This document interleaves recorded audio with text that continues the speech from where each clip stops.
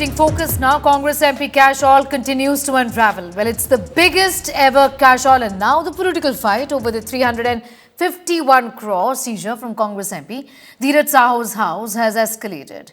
As BJP guns for Congress in India bloc questioning their silence over this issue, MP Dheeraj Sahu broke his silence for the first time. Remaining defiant, Dheeraj Sahu said the recovered money is related to his family's liquor businesses. He claimed that the recovered money has nothing to do with the Congress party. He said that let the income tax department decide whether it is Kala Dhan or Safed Dhan. Meanwhile, BJP has slammed Dheeraj Sahu and the Congress over the cash haul.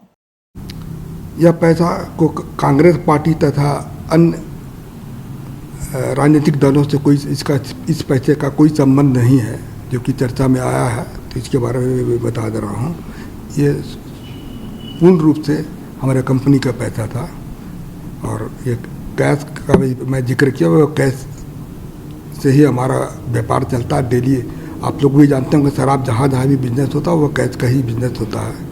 जो हो रहा है तो मुझे काफ़ी दुख पहुंची है और मैं दावे के साथ कह सकता हूं कि जो पैसा पकड़ाया है वो मेरा फर्म का पैसा है। हम लोग शराब का व्यवसाय में तकरीबन हम सोचते हैं कि 100 साल से भी ऊपर हो चुका है और जो भी पैसा मीडिया के माध्यम से मेरा दिखाया जा रहा है वह सारा पैसा मेरा नहीं है। यह पैसा मेरे परिवार तथा अन्य संबंधित फर्मों का है। दुनिया जानता है ये गांधी परिवार की एटीएम थे। कई राज्यों की आबकारी नीति को धीरज साहू जी अपने मन से चलाते थे। गलत तरीके से अर्थ उपार्जन करना उनकी एक नई व्यवसाय बन गई थी।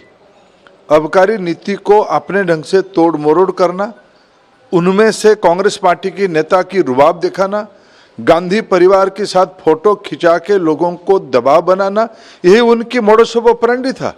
देखो, कांग्रेस और करप्शन का बहुत गहरा याराना है। Congress and corruption made for each other. और अफसोस की बात यह है कि इतनी बड़ी रकम आने के बाद भी कांग्रेस के लीडर और कांग्रेस के नेता बेशर्मी के साथ जो है वो अपने आप को क्रांतिकारी दिखाने की कोशिश कर रहे हैं।